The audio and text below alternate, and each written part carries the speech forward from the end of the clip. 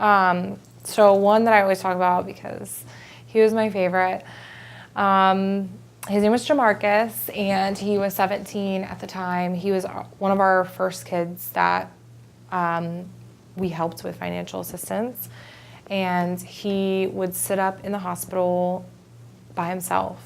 His family was always having to work. He was always alone.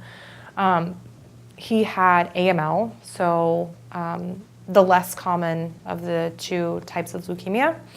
And so at that point he had relapsed and didn't really know if he was gonna make it or not. And so I would go up there and sit with him, and he loved to write music. So he liked to write hip hop, and I would sit up there and just listen to his music and just sit for hours. So I ended up, I can't even remember how I connected with this person, but I connected with like a music producer that was in town.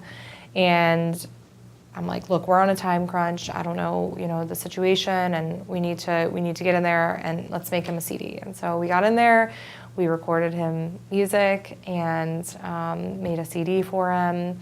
And then he passed away shortly after that. So that was an incredible story for sure. I think I would tell myself to always do what you love, just to always focus on that. I spent a lot of time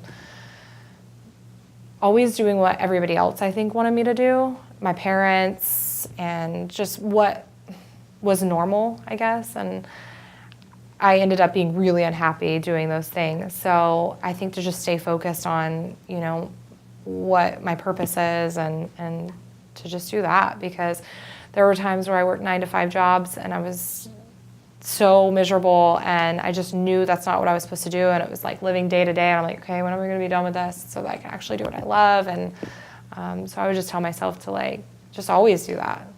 Always do what you love. Yeah, I think I would say just to not let what you've been through define you.